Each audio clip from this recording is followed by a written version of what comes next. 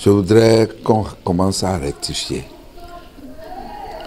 Les religions endogènes, ce thème ne justifie pas ce que nous faisons. Nous sommes de la religion africaine, universelle. Cette religion est la plus pratiquée au Brésil. Pas plus de 68 millions de personnes au Brésil. Et cette religion est pratiquée jusqu'aux Pays-Bas. Donc, en parlant d'endogénéité, nous ne mettons pas l'universalité. C'est pourquoi je suis d'accord avec le président de la République qui parle plutôt de faire la promotion des arts et cultures du vaudou. Et quand on parle du vaudou, en restant à l'étape du vaudou, c'est beaucoup plus universel. Les meilleurs documents que j'ai lus sur le vaudou sont en anglais et sont écrits aux États-Unis. Quand on parle du 10 janvier, j'ai deux petites choses. Première chose, rendre hommage à 3 personnes. La toute première personne, c'est Nicéphore Soglo.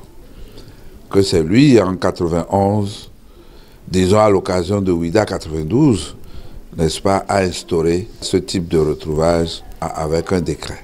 Kérékou, en lui succédant, a trouvé que cet événement ne peut pas être instauré par un décret. Si nous ne pouvons pas le faire avec une loi, ce n'est donc pas la peine. Donc, il a insisté et une loi a été prise.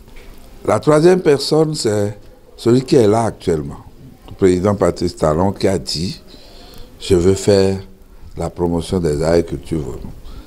Et c'est un programme gouvernemental. Ça donne de la fierté à nous autres. Parce qu'il ne peut pas avoir art et culture vaudou sans le vaudou. Disons qu'avant 91, nous avons exercé notre foi sous boisseau. Aujourd'hui, quand vous voyez la marée qui poursuit nos divinités en procession, vous vous demandez si tout cela est terminé. On a dit que le vaudou est fini, mais aujourd'hui, le vaudou est plus que debout. Et il y a une chanson chez nous qui dit « Le vaudou ne finira jamais ». C'est l'autochtone qui a permis à des étrangers de venir. Et ces étrangers, malheureusement, ne respectent plus la loi sur laquelle on les a hébergés et pensent qu'ils peuvent ravir la vedette.